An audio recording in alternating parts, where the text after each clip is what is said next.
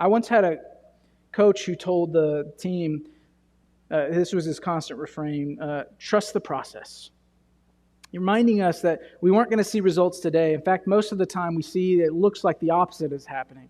Have a hard day at the gym, I don't feel stronger, I feel weaker. Things feel much worse. Don't leave here think that if you go and do this act of kindness towards injustice, things will change. Don't romanticize the text in such a way that you think that once you face those evil things with kindness, they will start treating you better. Because in many circumstances, they won't treat you better. Things a lot of times get worse before they get better. Don't begin to respond differently and then throw up your hands and say, Jesus' way isn't working. We were just talking about it last night because here's where it actually works. When we talk about being blessed, the idea is this. When you respond with revenge and unkindness, do you really feel happier? Like, do you feel good? I don't know about you, but I feel dirty. I feel dirty. But when I respond with kindness, when someone's been unkind to me, I'm a happier person. Even when the injustice is coming. Why? Because I'm following Jesus' way. And here's the thing. One simple act of following Jesus like this isn't representing Him. It's a life marked by this. A commitment, not just for this week, but your life. I'm going to respond to injustice with kindness.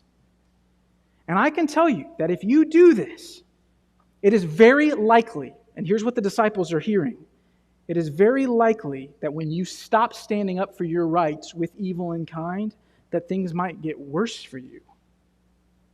And it may never get better this side of heaven. Because this is where Matthew's gospel is going. Persecution is on the way. And we know that this is the pattern because it's what happened to Jesus, the kindest man who ever walked the earth. He suffered and met that suffering with kindness repeatedly. He took insults and turned the other cheek. He was unjustly accused and gave up his cloak. He was forced to go 1 mile and went all the way to the cross. He was asked for salvation and he gave his blood. He refuses no one and gives freely, expecting nothing in return. And you even think about the story of Peter. The story of Peter. Most people hated him. Peter acts unjustly towards Jesus, denying Him 3 times. And how does Jesus respond? Peter, do you love me? What melted Peter's heart and brought him back was not Jesus calling him a fool, but responding to it with kindness.